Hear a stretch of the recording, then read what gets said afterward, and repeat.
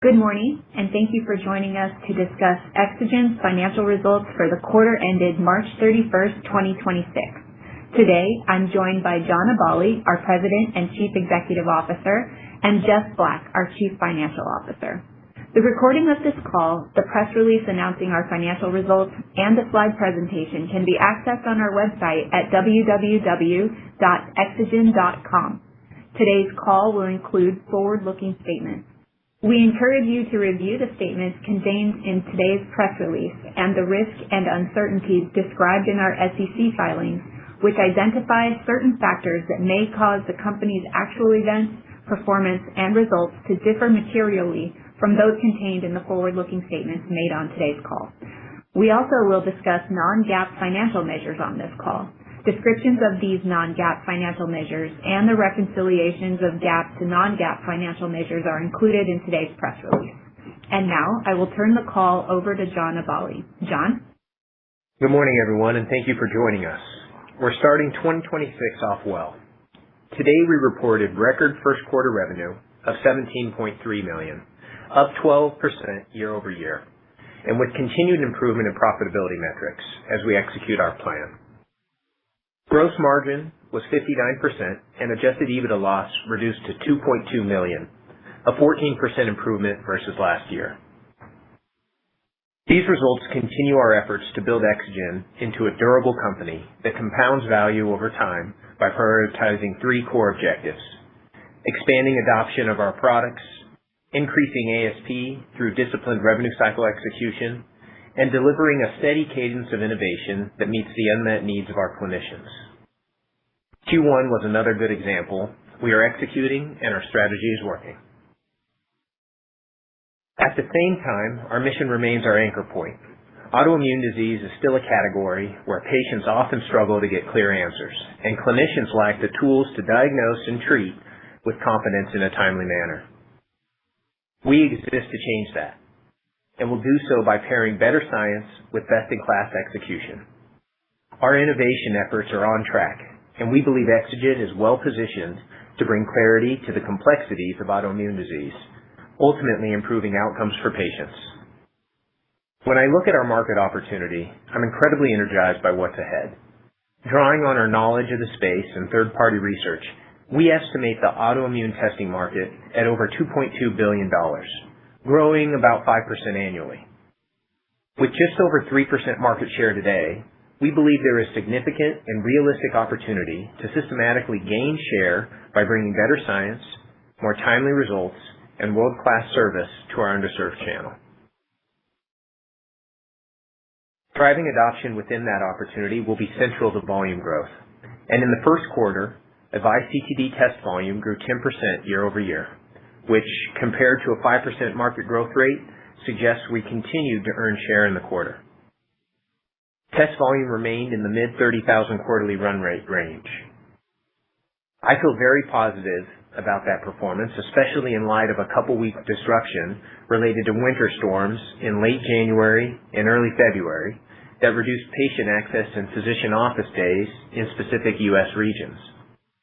Demand outside of the weather-impacted weeks tracked well with our expectations. We entered Q2 focused on execution, and 1 month in have seen a strong start, consistent with expected ordering patterns. In fact, year to date, we've seen several weeks where testing volume has exceeded 2025 weekly highs, and this is obviously just over a quarter into the year. A big part of my optimism stems from a review of our sales metrics, which continue to show a broadening of our ordering base. Ordering clinicians were up 15% year over year, reflecting continued penetration and engagement within our channel. Our team is executing well, and the results continue to build. Now to ASP, one of the clearest indications that our operating strategy is translating into durable business improvement. We expanded trailing 12-month ASP to $444, up $25 per test, or 6% versus last year. Strength in the first quarter was driven by continued progress in revenue cycle management and favorable collections timing. We've now delivered 12 consecutive quarters of increasing trailing 12-month ASP and view this metric as the most reliable indicator of progress, as it smooths the variability associated with accrual accounting and timing of collections. Overall, we're encouraged by continued improvement in our underlying reimbursement. It reinforces that we're investing in the right processes and the right tools to drive sustainable ASP expansion over time. In the first quarter, we continue to advance our processes around innovation and remain on track with our development priorities. We've been deliberately building the R&D to commercial muscle to deliver a dependable cadence for new products, with the objective of launching approximately one product every 12 or so months to our clinician base. Our next key priority is an offering for myositis, our first new standalone product since 2020, currently targeted for commercialization in early 2027. This is among the most requested diagnostic need within our channel and will fit well with our commercial reach. Myositis is an autoimmune disease that can present in many forms, but often causes chronic muscle inflammation, progressive weakness, or rapidly progressing interstitial lung disease. Left untreated, it can lead to irreversible damage that extends beyond the muscles to vital organs, and in the most severe forms, this results in complications leading to complete loss of lung function or even death. The testing dynamic for myositis is similar to connective tissue disease, where specifically with early disease, symptomatic presentation is ambiguous and the differential is broad. While roughly 100,000 patients in the U.S. are affected by the disease currently, we believe this number dramatically underrepresents the true disease prevalence, given the number of patients that ultimately go undiagnosed due to inadequate tests in the market. We believe the patient population under evaluation for myositis is many times this number. While most clinicians rely on conventional testing today, the vast majority of them lack confidence in those results. We're developing a comprehensive offering that will bring clarity to this population that clearly needs a better solution. We are also excited about our scientific visibility to start 2026. At Autoimmunity 2026, a key autoimmune conference this month in Prague, Exagen had 9 abstracts accepted, including several tied to our myositis research and continued evidence generation across the AVISE portfolio. We've also had 2 manuscripts accepted for publication related to our research in myositis and SLE. Those should be out for publication later this month as well. Our progress reflects the rigor, quality, and practicality of the work our clinical team is driving. Looking ahead, we are reaffirming our full year 2026 revenue guidance of $70 to $73 million. We're incredibly pleased with the start to 2026 while working to build successive quarters and ultimately years of profitable growth. We remain focused on our priorities and delivering consistent execution. To close, I want to thank our team. The quality of this organization continues to improve, and the solid results we're delivering are the product of real collaboration across every function. I am grateful for the tremendous energy, the effort, and the high character that our people bring every day in service of autoimmune patients and clinicians. With that, I'll turn it over to Jeff for additional comments on the financials. Thank you, John, and good morning, everyone. 2026 is off to a solid start with first quarter results reflecting continued deliberate execution across the business. Once again, we achieved record top-line performance by growth in both testing volume and ASP. I'll dive into the financial results, starting with revenue. First quarter 2026 revenue reached $17.3 million, an increase of 12% compared to last year. Testing volume grew 10%, driven by continued momentum from the investments we made last year to upgrade and expand the commercial organization. The team's productivity continues to ramp.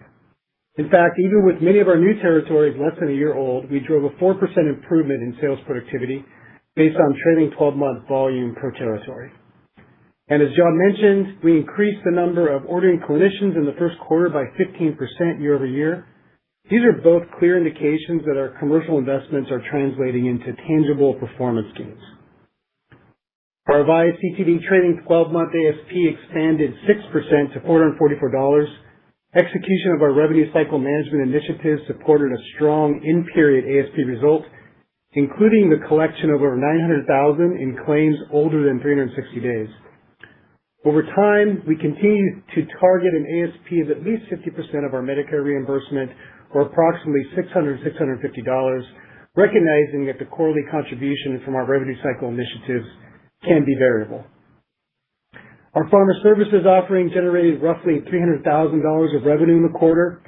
Early efforts here are coming to fruition. We now have over $5 million in contract backlog value and growing that we expect to realize over the next 2 to 3 years.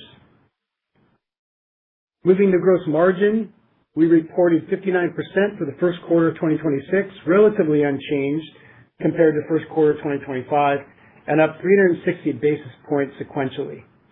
Gross margin in the quarter benefited from the strength of our in-period ASP and our continued COGS rationalization that is streamlining workflows in the lab and reducing costs across our supply chain. We remain confident that gross margin will progress to the mid-60s over time as we achieve further ASP expansion, generate scale and fixed cost leverage, and further optimize costs. Turning to operating expenses, first quarter 2026, OpEx was $13.6 million, up about 9% compared to last year. We continue to exercise expense discipline and direct incremental spend toward growth investments, including commercial and R&D initiatives. Breaking out the components of OpEx, first quarter SG&A was just over $12 million, an increase of 8% compared to our first quarter 2025, and driven primarily by investment in commercial talent and territory expansion. Notably, revenue growth continues to consistently outpace SG&A growth, indicating sustained operating leverage in the business. R&D accounted for about $1.6 million of OpEx in the first quarter, growing over 20% compared to last year to support continued pipeline development, including preparation for the myositis product launch expected in early 2027. Our adjusted EBITDA loss, which excludes depreciation and non-cash stock comp expense, was $2.2 million in the first quarter, a 14% improvement compared to last year. Please refer to the press release we issued earlier today for a reconciliation of our net loss to adjusted EBITDA. Turning to cash, we ended the first quarter with cash equivalents, and restricted cash of just under $22 million and ahead of our internal expectations. We continue to maximize our revenue cycle management, which includes beginning the year by holding most claims. Consistent with previous years, this temporarily increases accounts receivable and results in a higher use of cash in the first half of the year, which we expect to normalize in the second half. We continue to believe that our balance sheet provides us the runway needed to support the business's sustainable, positive free operating cash flow. Shifting to guidance, as John mentioned, we're reaffirming full year 2026 revenue guidance of $70 to $73 million. The midpoint continues to assume high single-digit % volume growth and low single-digit % ASP growth relative to our Q4 2025 in-period rate of approximately $430. In closing, we remain committed to creating and sustaining shareholder value through financial and operational discipline as we deliver better care for autoimmune disease. Our financial performance reflects continued execution across top-line expansion, cost management, and targeted investment to create a durable business well-positioned for self-funded growth and scale. Operator, we will now open the call for questions. Thank you. If you'd like to ask a question, please press star 1 on your telephone keypad. A confirmation tone will indicate your line is in the question queue. You may press star 2 if you'd like to remove your question from the queue. For participants using speaker equipment, it may be necessary to pick up your handset before pressing the star keys. Our first question comes from the line of Kyle Mikson with Canaccord Genuity. Please proceed with your question. Hey, guys. Thanks for the questions. Congrats on a great quarter. I wanted to talk about the in-quarter ASP for a second. It was good to see the improvement in the trailing 12 months, but the quarterly was interesting. It looks like maybe like 470 or high 400s, and that would obviously be a pretty big increase from the last few quarters. But I bring it up because it just seems like your first quarter ASP is typically the highest of the year of any of the 4 quarters. As we think about the step down going forward, if that is the case, just what's the progression going to look like? I know you have the ASP guidance, but maybe just talk a bit about the seasonality, what you're seeing with RCM and that stuff, and how we should just be thinking about it as it kind of builds to the full year TTM ASP. Thank you. Hey, Kyle. Good morning. Thanks a lot for the question. Appreciate it. When we look at this quarter, very happy with how our revenue cycle team was able to deliver, specifically related to the prior period cash collections, which drove some of that upside or outsized performance in the quarter. Tough for us to project that each quarter going forward or know exactly. That prior period collections tends to be a little bit lumpy for us. So I don't think we're ready to say that there's going to be a step down in sequential quarters or characterize exactly the size of it. But our revenue cycle approach has yielded pretty decent returns as it relates to prior period collections in quarters in the past, and it was great to see it happen again this quarter. Looking forward to it in future quarters as well. But the exact magnitude is always difficult for us to project. Anything you'd add, Jeff? Yeah, Kyle, I would say, you had done the calculation on in-period. Our out-of-period collections, just to put in perspective, we said about $900,000 in out-of-period greater than 12-month collections. Put that in perspective, we did about $1.5 million for the entire year last year. So tracking very nicely. And again, very hard to predict whether that becomes a run rate or otherwise. But that had about a $25 impact on the in-period ASP.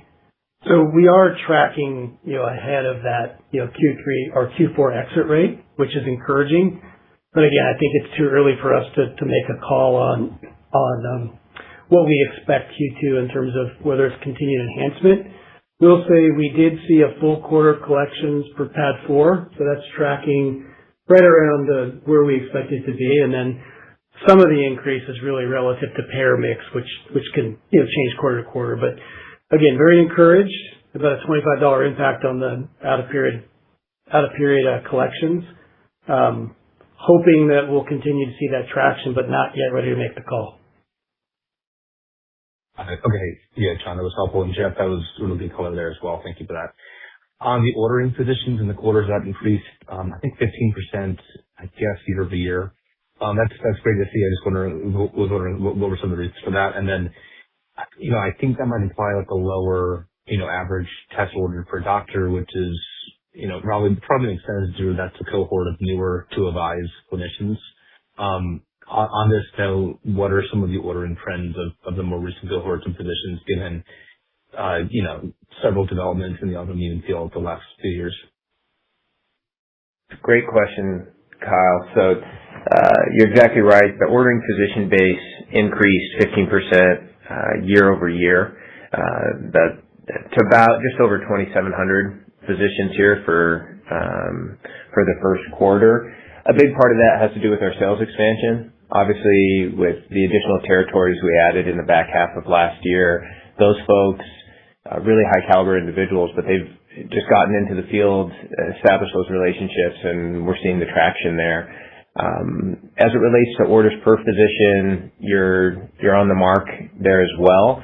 I think part of the lower orders per physician for Q1, would be related to more of the weather impact, to be honest with you. We had about 2 weeks in the end of January, early February, where we lost around 30% or so, a third of our volume for those 2 weeks, just related to that severe weather in the Northeast. And so that, on an average basis, orders per physician would pull that number down a little bit. So that's all we're seeing there. The weeks outside of the weather impact, we saw very robust demand on orders per physician base, in here into Q2 as well. All right, awesome. Perfect. And then finally, Jeff, you were mentioning the R&D expense this quarter was a bit elevated, partially due to preparation for the Milestone launch, I guess, early next year. I just was wondering if you guys can talk about how much education or like additional marketing is going to have to be, kind of executed, I guess, this year for that test, and how much of this is maybe R&D versus like an SG&A type thought process. Yeah, I'll let John chime in on some details, but generally this is going to be new product, really outside of AVISE CTD, but it will be distributed through the same sales channel. So the expectation is we're adding to the bag. So there will be some incremental, marketing efforts, but we don't expect to see OpEx ramp up substantially. We will continue to see investment this year on the R&D side, but this is, will be our first standalone product beyond AVISE CTD really since, 2020. So really excited about it, and we don't think it's going to add really incremental burn. It's really just, adding to the existing bag. The way we take a look at this, Kyle, or at least the way I think about it internally is we have to have very strong relationships with our customer base, but also the other innovators in the field and the KOLs. And that serves several purposes, but one of them being as you launch a new product and you conduct studies with folks, that can serve very much as incredibly powerful marketing material related to the new product. So we've already started that. We've got abstracts and actually an accepted manuscript now related to myositis and some of the research we're doing there. And that's all done with the existing budget. And a big part of that, or credit, goes to our research team for having those relationships, finding creative ways to conduct studies in a, call it, economical way. And we'll continue to do that. There may be some marketing expense that is associated with the product launch, but it'll be measured and generally consistent with our current operating profile. Great. Helpful, guys. Thanks. Thanks, Kyle. Thank you. Our next question comes from the line of Bill Bonello with Craig-Hallum Capital Group. Please proceed with your question. Hey guys, thanks a lot, and thanks for all the color. So on the first of all, on the volume, on the weather, you talked about a couple of tough weeks. Any sense of maybe what the impact on volume growth might have been? I mean, did you in theory lose a day or two of productivity, or how might we think about that? Hey, Bill. Good morning. Thanks so much for the question. So the way we have characterized it is, for those 2 weeks, we lost about a third of volume over the course of 2 solid weeks. So that's a couple thousand tests. That should be, I think, give you the exact color you need. Yeah. And then just to expand on that, is there anything else, just, as we see the ASP trend moving in the right direction, is there anything different that's happening at all on the volume front in terms of, either maybe walking away from some lower price business or being more cautious about some of the accounts you're adding, or would we say the maybe differential in the growth rate and the sequential downtick would pretty much all be the weather? So, great question. So in the quarter, the impact of volume was pretty much weather related. I mean, not really any other drivers there or motivators there. And then on the ASP side, really what's driving that continues to be just the strategy we employed a few years ago. And we just continue to get better at it. Our appeals continue to get better. And these are long cycles, as you know. And as we learn through various successes or failures in our appeal efforts, we adjust our approach and make changes there. We're always evaluating our Medicaid patient population is maybe one area that I would say continues to evolve, and certainly on the managed Medicaid side, what level of patient responsibility the market can support there. And so those are some changes we have made here in Q1, but I don't think those are big contributors to volume impact. They may have had some impact on the ASP side, but mostly ASP gains are due to wins on the revenue cycle side. Okay, that's really helpful. And then maybe just a follow-up on that on the ASP side. So, obviously, having improvement on both the collections front and it sounds like on the, fighting denials and all of that. Can you just remind us maybe what some of the key opportunities are? I know as we, were going through last year, there were some really specific opportunities you saw where you for things that you could get paid for because of some of what you had added to the product over the course of the last year, and maybe just give us a little bit of an update on how you're feeling about that and where those opportunities stand today. Yeah, absolutely. Thanks for the chance to expand on it. From my standpoint, opportunistically, we continue to pursue prior period collections. I mean, we've talked about this a little bit with the new product launches, and you have your initial payment or your initial ASP, call it, from when you perform the test, and then over the course of about a 12-month, maybe even a little bit longer, 12 to 18-month period, you're able to continue to work with the insurance company, with the patient, in various ways through appeals, advocacy, what have you, and drive further collections. And that's what we anticipated doing with the new product launches on the existing product, and it's just it's coming to fruition. To have $900,000 in prior period collections here in Q1 when all of last year we had about $1.5 million, that's phenomenal. We are to be honest, so proud of the team because it's coming from multiple payers and through multiple initiatives, and so. It's not just one single win that drove this, but it's on, improving some of those collections for the new product launches. It's on the base business across multiple payers, and our level of payer engagement just continues to improve as well. I mean, here in the first quarter, we had, we had presentations to 3 different medical directors at various Blues plans. They continue to be engaged. These aren't just join a conference call, they sit silent, and you present your clinical dossier, and then the call's over. There's high levels of engagement, lots of Q&A, follow-up requests for additional material. Our strategy of getting the attention of various payers is yielding improvement in ASP on the individual claim level for multiple CPT codes, and we'll just continue marching along. And that's been the strategy from day one, and just continues to improve in terms of efficacy.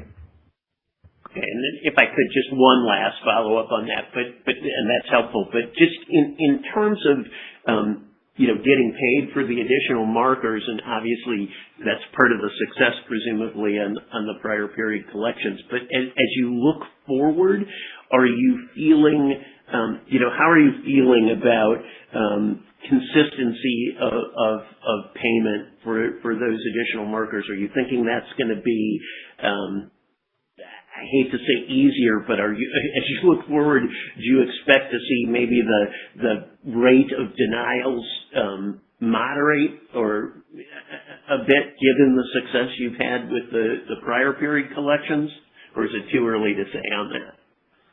No, so it definitely will improve the rate going forward, especially just because we're on accrual accounting, right? So as you have a track record of improved collections, you can actually accrue it, and then it'll factor into the rate going forward, right? So from that perspective, we'll have greater certainty, we'll have greater clarity, because we'll have firsthand experience in seeing this through full cycle. This is more specific to the new marker reimbursement.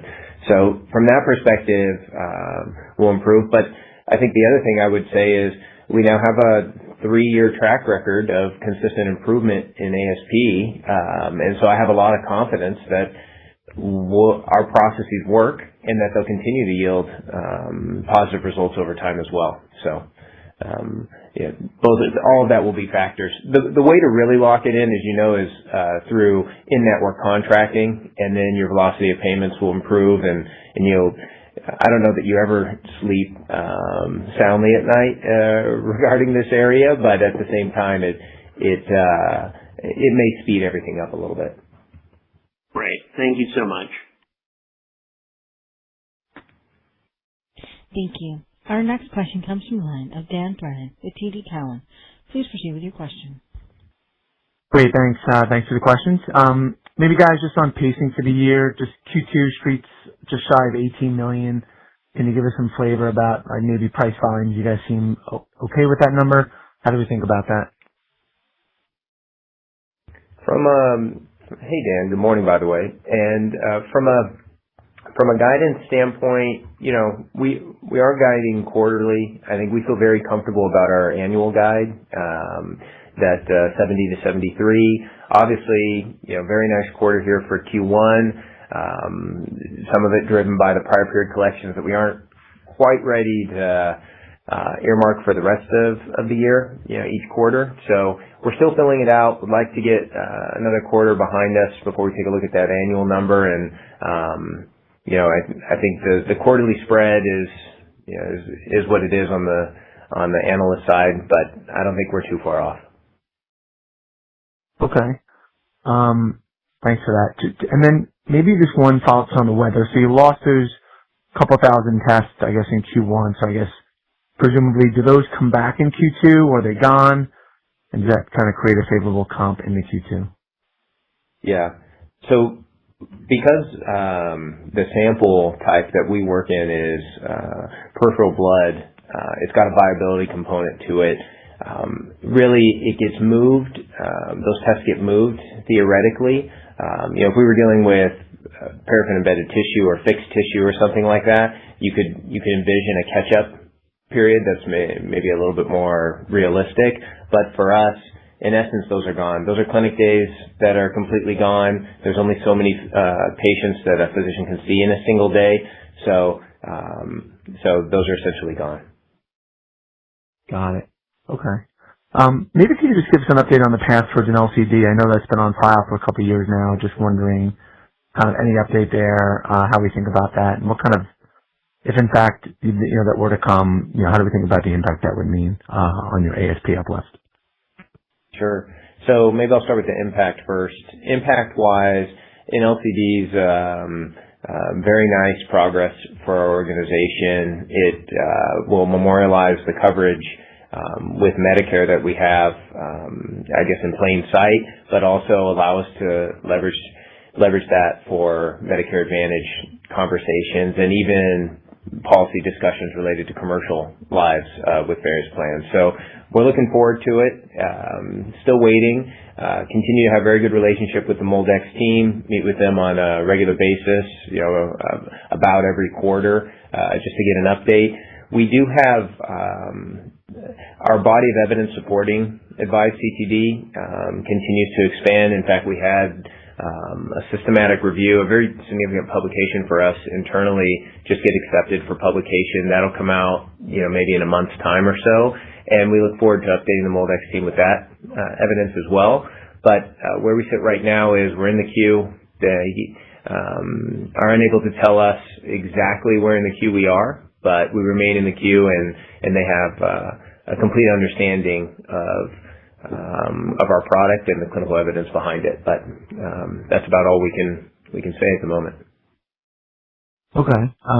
Thanks for that, John. And just in terms of the Northwell transition, I think you guys felt pretty good that other customers weren't looking to kind of switch from direct bill to I guess third party pay. Is there any update there? How do you feel about that? Does that still remain the case today? Yeah, well, it still stings. I think from my perspective, it's really unfortunate that we weren't able to find a path there. But as it relates to our broader client bill business, no further change. In fact, I think our relationship with our client bill customers continues to be very strong. Maybe adjusted our approach a little bit, and we have a lot of senior leadership highly tuned in to our client bill accounts, and just continue to foster them as we do with really any other account. So no further updates, if you will. And as it relates to Northwell, we continue to find ways to serve their clinician base outside of the system itself, but see it as unlikely that a client bill arrangement comes back in the near future. Got it, right. But you're not really feeling like you think it is kind of more of a one-off, I guess is still the case, correct? Yeah, and that happened in July of last year, and since then we continue to have, like I said, strong relationships with our client bill business. So pretty close to the definition of one-off, in my opinion. Terrific. Okay. That's great, John. Thanks a lot. I'll go back in the queue. Yeah. Appreciate it, Dan. Thank you. Our next question comes from the line of Mark Massaro with BTIG. Please proceed with your question. Hey, guys. Thank you for taking the questions. It was really nice to see the 15% increase in ordering clinicians. Can you give us a sense, are these all specialists, so I presume rheumatologists, or perhaps did you see any increase in breadth? And then related to that, can you speak to any potential opportunity to market to primary care or more generalist clinicians? Yeah, good morning, Mark. Thanks for the question. Very interesting one. From the physician-based standpoint, we still target the rheumatologists as our primary customer, and that's what we saw in terms of the expansion, continued growth, but roughly proportional to what we had previously. So, about 2/3 devoted to the rheumatology channel, and then about 1/3 of that expansion coming outside of it. When we see utilization of the test outside of rheumatology, it can come in a few different ways, general practitioners, internists, but we also see it in the women's health side, so OBG, but also pulmonology as well. And so, we don't have targeted.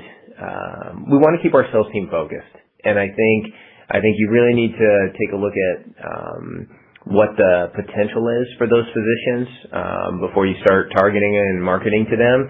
And so from our standpoint, where we've seen expansion outside of the rheumatology specialty work well, it's when the rheumatologist is still involved, even if behind the scenes.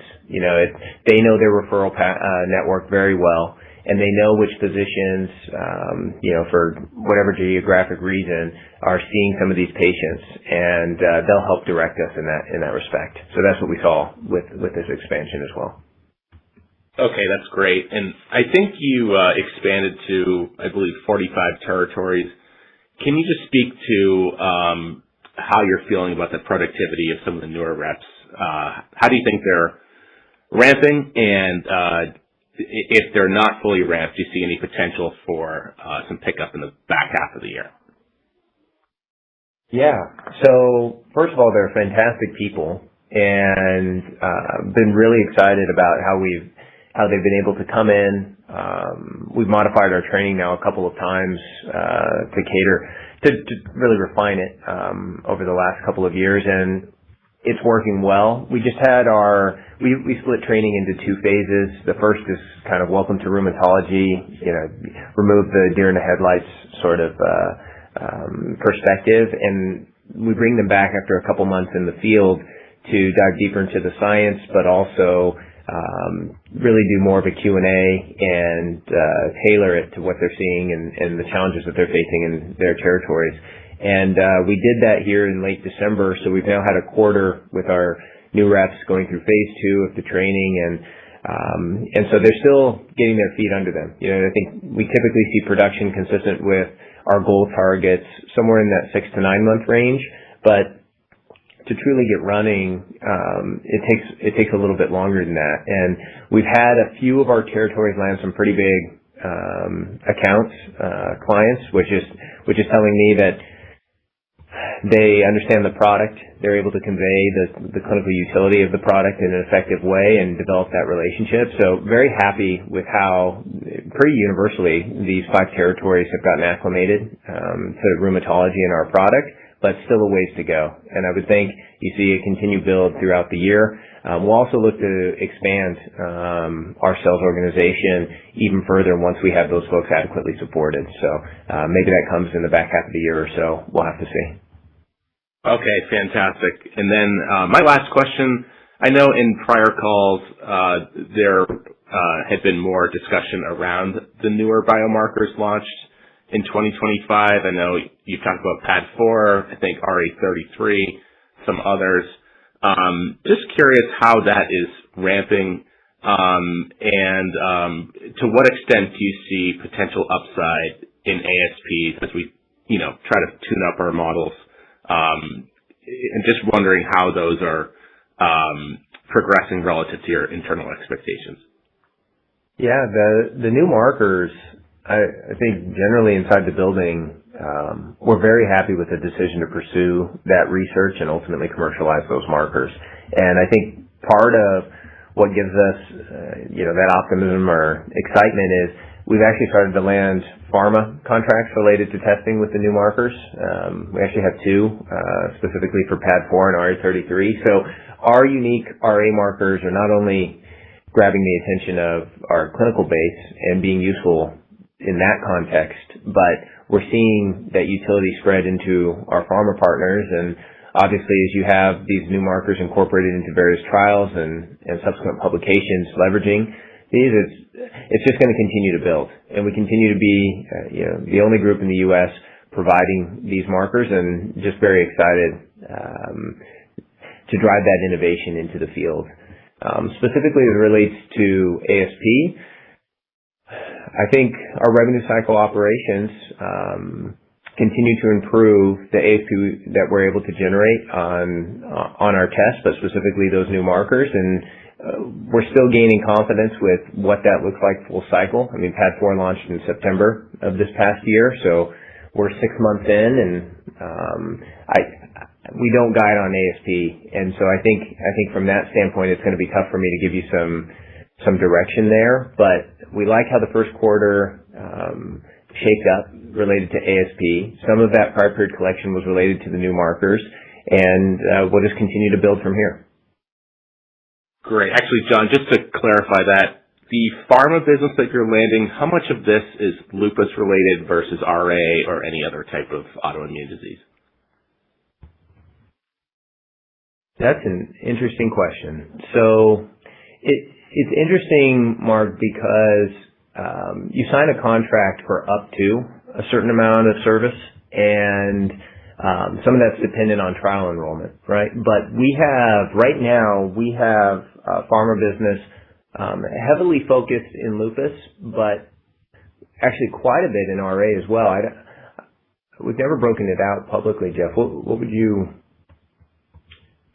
Yeah, it's a great question, Mark. Historically, clearly lupus, the expansion of the contract backlog, which has expanded from in the $4 to the $5 million range over the course of the last 90 days. A lot of that has been driven by RA. Yeah. I would still say bigger percentage is lupus, but we are seeing a sort of a growing contribution from RA. Yeah, we're doing at least a third of our biopharma business in RA. It may be higher than that, but at least a third. That's all very helpful. Thanks, guys.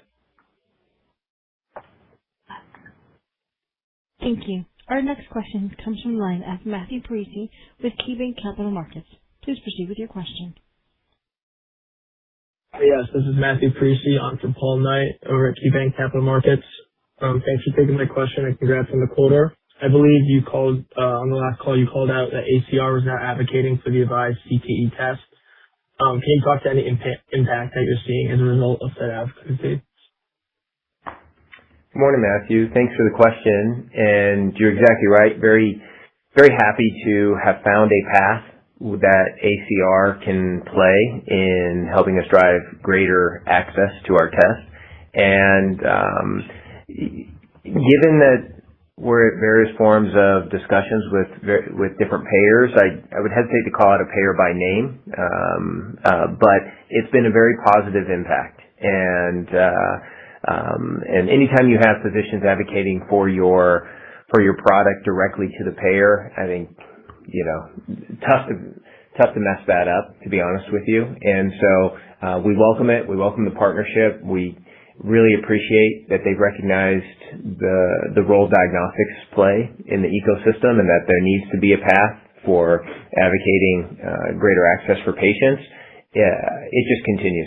So it wasn't a one-time event. It's a partnership that we formed with the ACR and the physicians there, and they're committed to speaking on our behalf and advocating for their constituency related to access. So I would just say it remains strong and continues.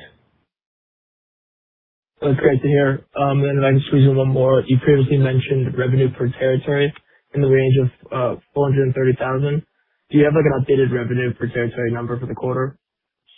And then how should we really think about that as you ramp up the new territories? Yeah, man, I think that the number you're referring to is a quarterly number. So the annualized number would be, north of $1.5 million.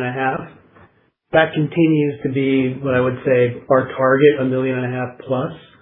And we're tracking right about there, maybe, moderately improved given the results of Q1. Thanks for my questions. Thanks for taking my questions. Thank you. Ladies and gentlemen, that concludes our question and answer session. I'll turn the floor back to Mr. Abadi for any final comments. Thanks so much. Really appreciate everyone who joined the call today. And it's really a lot of fun to start the year off the way we have. Basically, we're continuing our momentum from the second half of 25, but reigniting our progress in ASP gains. And I don't think anything's more fun than that. I'm incredibly proud of our team. As I have been now for several years, they continue to deliver in transforming this organization into really the preeminent diagnostic company serving autoimmune patients. Progress at the company has come in spurts, but we've consistently improved our trajectory, and we have put ourselves in position to own the autoimmune diagnostic space. And while others are focused elsewhere, we'll continue to chip away at this opportunity and build a truly incredible autoimmune powerhouse. We appreciate the support of all stakeholders and look forward to continuing to update on our progress. Thanks so much again. Thank you. This concludes today's conference. You may disconnect your lines at this time. Thank you for your participation.